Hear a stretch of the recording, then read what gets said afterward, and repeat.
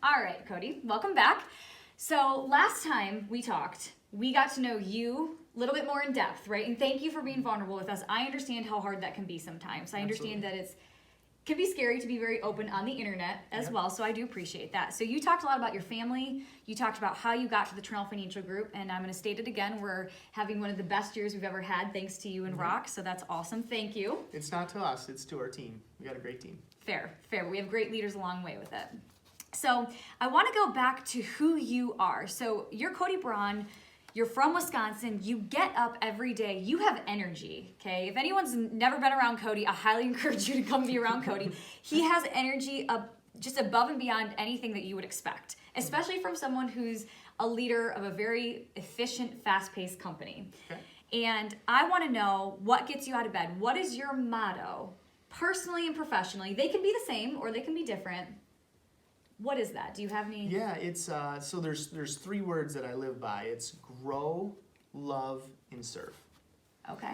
Right? So I have a true passion for growing things, growing myself, growing others, growing a company. Okay. But I have a true passion to just want to get better, have a greater impact. And I feel that in order to do that, I got to be in a constant state of growth and development. It keeps me excited, it keeps me motivated, it keeps me on edge. Humble. Yeah, and I want to love, right? I would say this is more the humility is through life, we are all going through different things. And you never really realize or know what people are going through because we don't always come out and share, right? We talked about being vulnerable the first time. This isn't easy. Right. And to love somebody for who they are, understanding that we're all imperfect is hard. It's really hard to do. So I'm really just tried to realize and say, they are who they are, right? I don't know what is always going on in their life, but how can I continue to love them or serve them, right? So to me, serving somebody is sometimes telling them the kind truth or the hard truth.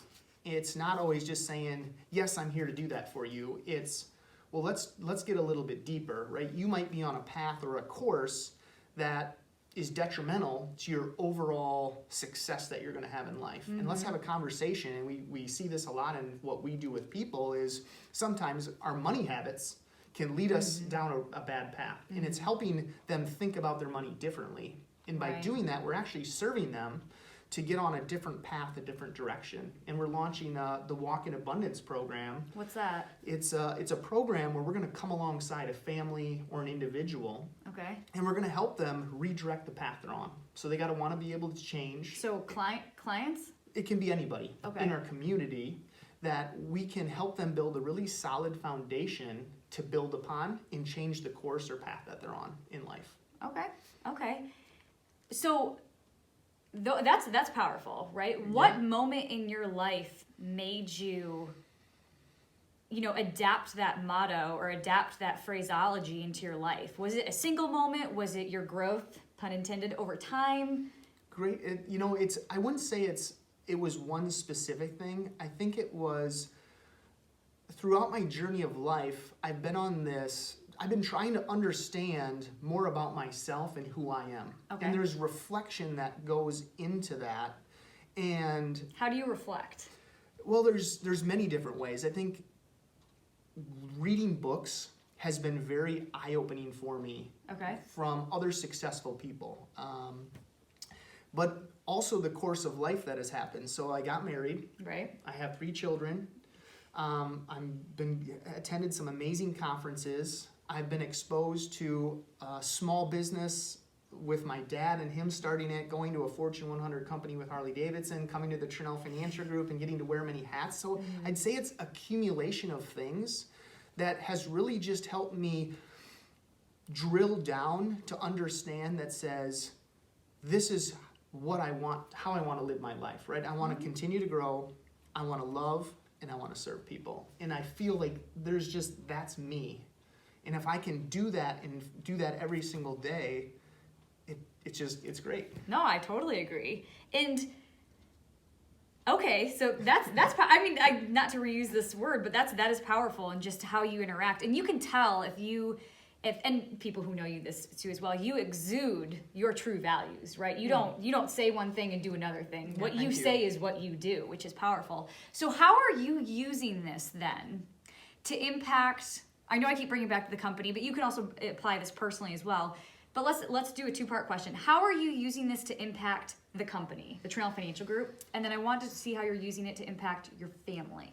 Yeah, so I would say that a lot of times people separate work and home life. Just like I did. Yeah, just like you did. And the reality is that's how I was living my life too. Okay. But as I've spent a lot of time at work, right, I sacrifice my family. And that's not necessarily fair. Right. And what I'm finding is I'm having interviews and conversations with a lot of people that have been further in their careers, but also starting out in their careers. They want more of a balance. Mm-hmm. And I wouldn't say their life is ever this perfect balance, right? What you focus on will grow. What you put energy behind is where your attention and energy is going to go.